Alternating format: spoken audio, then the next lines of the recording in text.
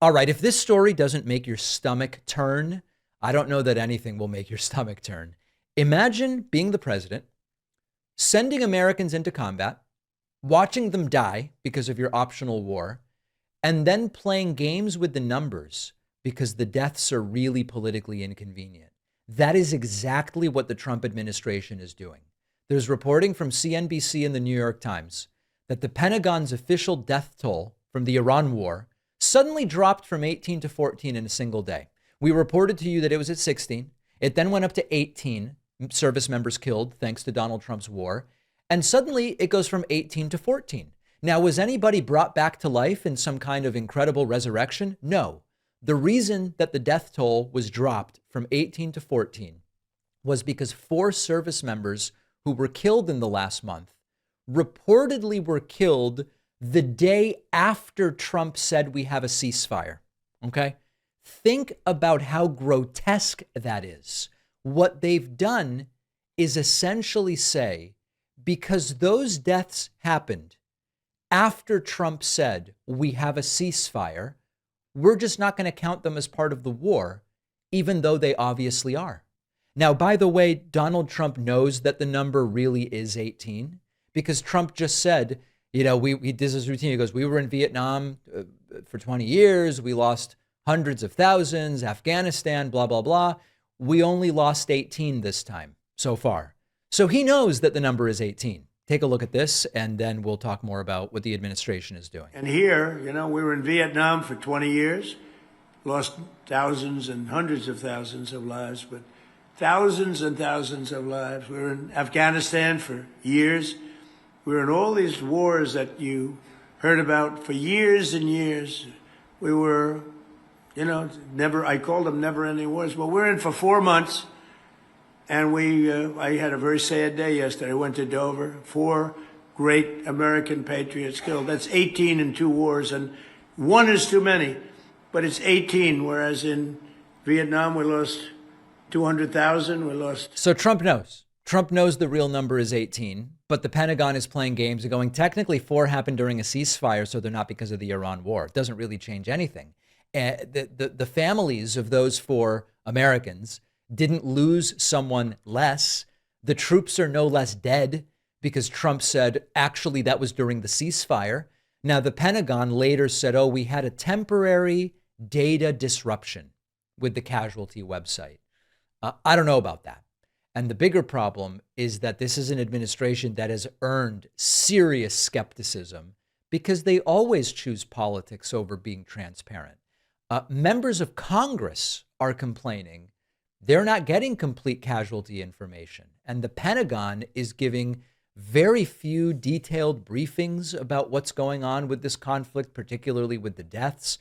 And now suddenly they go from 18 to 14, and it just so happens to make the war look a little bit less deadly. So it doesn't require being a conspiracy theorist to understand why people are finding this so suspicious. First, really quick, a word from our sponsor. Here's something people don't think about enough. There is not much of a line between online privacy and real world safety. If someone gets angry at you in traffic, at work, in a relationship, or in a comment section, it can be very easy for them to figure out your details, address, phone number, relatives. A lot of that information is just sitting on public search databases right now. There is something you can do. Our sponsor, Incogni, helps protect you and your family by automatically sending removal requests to hundreds of these databases, and they are legally required to comply and get rid of your information. Incogni will follow up until it's done. Incogni's custom removals is my favorite feature.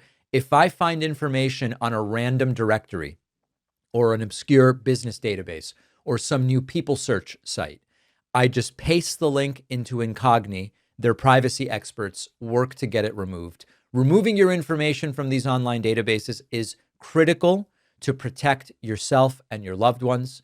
Get 60% off when you go to incogni.com/Pakman. Use the code Pakman. The link is in the description.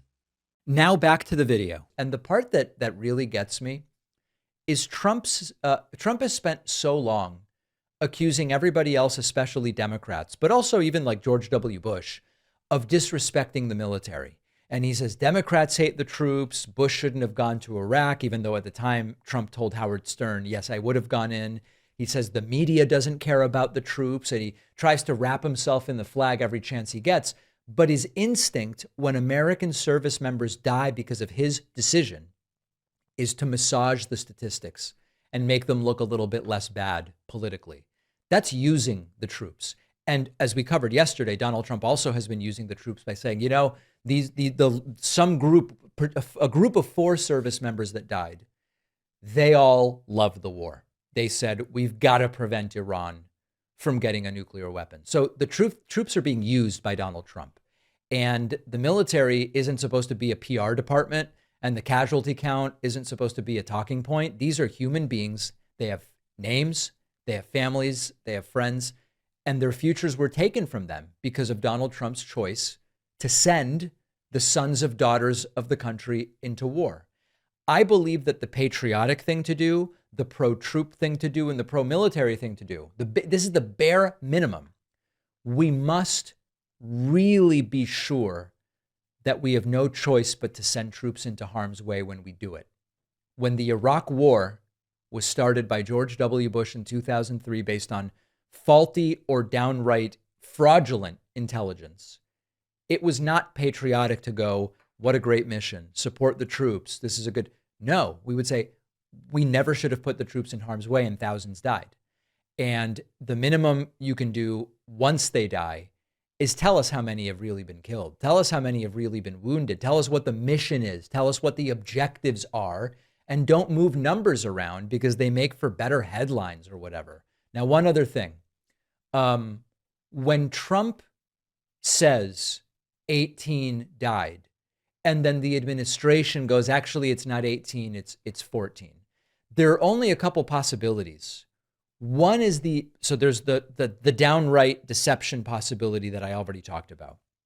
The other is the administration doesn't know what the real number is, or different parts of the government are telling different stories. None of this is reassuring. And it's a reminder that under Donald Trump, there is a combination of bureaucratic incompetence, political manipulation, and downright malicious, self-serving behavior. We deserve the real numbers as Americans. And when governments start treating the deaths of their own troops as a PR problem to be managed instead of, hey, we've got to honor the lives and the sacrifice of these people, who, by the way, we had no business sending into harm's way, something has gone very, very wrong. And historically, this stuff is very, very ugly, and it's associated with terrible regimes when it happens. So they are playing games with the death numbers. And on some fundamental level, they know that the American people aren't believing that this is worth it for the economic costs, but they're also not believing this is worth it for the human costs. And that is a real problem as they try to convince voters to reelect them in November. Now, what about communism? Well, Trump seems to like it. I want to talk about that next.